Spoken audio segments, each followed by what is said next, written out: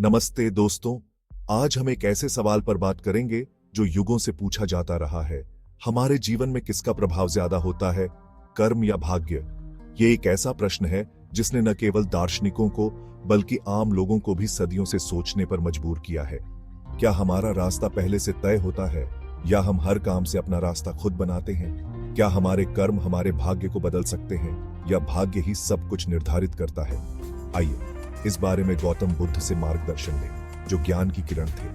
उनके विचार और शिक्षाएं हमें इस जटिल प्रश्न का उत्तर खोजने में मदद कर सकती हैं। एक राजकुमार के रूप में जन्मे सिद्धार्थ गौतम ने ऐशो आराम की जिंदगी जी। उनके पास हर वह सुख सुविधा थी जो एक व्यक्ति सोच सकता है।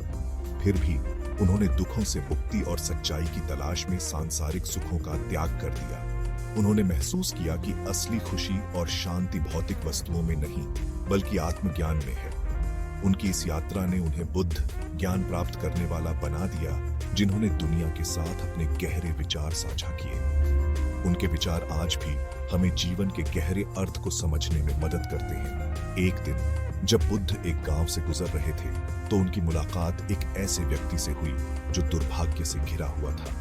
उस व्यक्ति की कहानी ने बुद्ध को गहराई से प्रभावित किया। यह मुलाकात कर्म और भाग्य के बीच संबंध का एक मार्मिक पाठ बन गई। बुद्ध ने उस व्यक्ति को समझाया कि हमारे कर्म ही हमारे भाग्य का निर्माण करते हैं। यह एक ऐसी कहानी है जो आज भी हमें प्रेरित और मार्गदर्शन करती है। बुद्ध के विचार और शिक्षाएं हमें यह समझने में मदद करती हैं कि हम अपने कर्मों के माध्यम से अपने जीवन को कैसे आकार दे सकते हैं। बुद्ध जिस व्यक्ति से मिले थे वह निराश था। उसकी आंखों में गहरी उदासी थी और उसकी चाल में थकान झलक रही थी। उसके कपड़े फटे हुए थे और वह गरीबी की मार झेल रहा था और उसके चेहरे पर चिंता की लकीरें थीं। उसकी आंखों में एक अजीब सी बेचैनी थी। उसने बुद्ध के सामने अपने दिल की सारी बात कह दी और अपने दुर्भाग्य का रोना रोया। उसकी आवाज में दर्द और निराशा थी। पुअर मैन, मेरी जिंदगी इतनी मुश्किलों से क्यों भरी है? क्या मैंने कुछ गलत किया है? क्या दुख सहना मेरी किस्मत है? क्या मैं हमेशा इसी तरह पीड़ित रहूंगा? बुद्ध ने बड़े ध्यान और दया से उसकी बात सुनी। उनकी आंखों में करुणा और समझदारी थी। उन्होंने उस व्यक्ति का दर्द तो देखा, लेकिन साथ ही उन्हें उसके सामने अपनी स्थिति की असलियत समझने का मौका भी दिखा।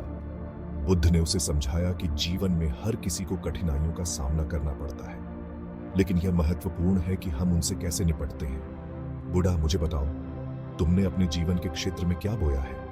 वह व्यक्ति हैरान हुआ। उसने कभी इस दृष्टिकोण से नहीं सोचा था। उसने बुद्ध के शब्दों के बारे में गहराई से सोचा। उसे एहसास हुआ कि उसने अपने जीवन में केवल नकारात्मकता और निराशा को ही जगह दी है। पुअर मैन, मैंने निराशा और लाचारी के बीजों के अलावा कुछ नहीं बोया है। मुझे अब समझ में आ रहा है। मुझे विश्वास था कि मुझे भाग्य ने शाप दिया है, लेकिन अब मुझे अपनी गलतियों का एहसास हो रहा है। बुद्ध प्यार से मुस्कुराए। उनकी मुस्कान में एक गहरी शांति और समझदारी थी जो उनके ज्ञान का प्रतीक थी। बूढ़ा, और निराशा के बीज बोने से तुम्हें क्या उम्मीद है? क्या तुमने कभी सोचा है कि तुम्हारे कर्मों का क्या परिणाम होगा? जैसे एक किसान वही काटता है जो वह बोता है, वैसे ही हमें अपने कर्मों के परिणाम भुगतने पड़ते हैं। यही कर्म है।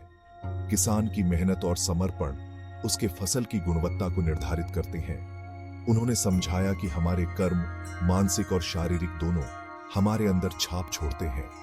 ये छाप हमारे व्यक्तित्व और हमारे जीवन के अनुभवों को आकार देते हैं। ये छाप हमारे अनुभवों को आकार देते हैं और हमारे जीवन के पाठ्यक्रम को प्रभावित करते हैं। हर कदम जो हम उठाते हैं हमारे भविष्य की दिशा को निर्धारित करता है। अगर हम नकारात्मकता के साथ काम करते हैं तो हम अपने अंदर और अपने आसपास नकारात्मकता पैदा करते हैं। यह नकारात्मकता हमारे जीवन को और भी कठिन बना देती है। पुअर मैन, लेकिन भाग्य का क्या? क्या हमारे जीवन का हर पहलू पहले से तय है? क्या सब कुछ पहले से तय है? क्या हमारे पास कोई विकल्प नहीं है? बुद्ध ने समझाया कि जन्म के समय कुछ परिस्थितियां तो हो सकती हैं जो हमारे नियंत्रण में नहीं होती, लेकिन हमारे पास अपनी प्रतिक्रियाएं चुनने और अपने कर्मों से अपने भविष्य को आकार देने की शक्ति होती है। हमारे चुनाव और कर्म ही हमारे जीवन की दिशा को निर्धारित करते हैं। बूढ़ा भाग्य कोई तय आदेश नहीं, बल्कि एक बहती हुई नदी है जिसका प्रवाह हमारे द्वारा हर दिन किए जाने वाले चुनावों से प्रभावित होता है। ये नदी हमारे कर्मों के अनुसार दिशा बदलती है।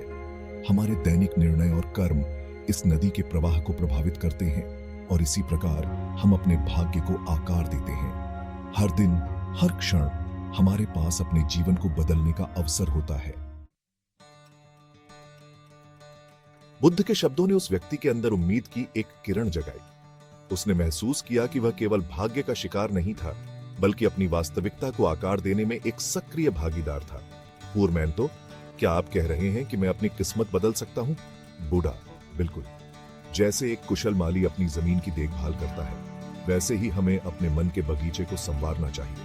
दया, करुणा और ज्ञान के बीज बोकर हम एक अधिक संतोषजनक और सार्थक जीवन की परिस्थितियां पैदा करते हैं।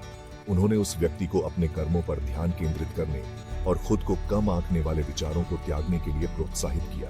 बूढ़ा, आशा के बीज बो, उन्हें प्रयास और विश्वास के साथ पोषित करो। समय आने पर आप खुशी और शांति की फसल काटेंगे।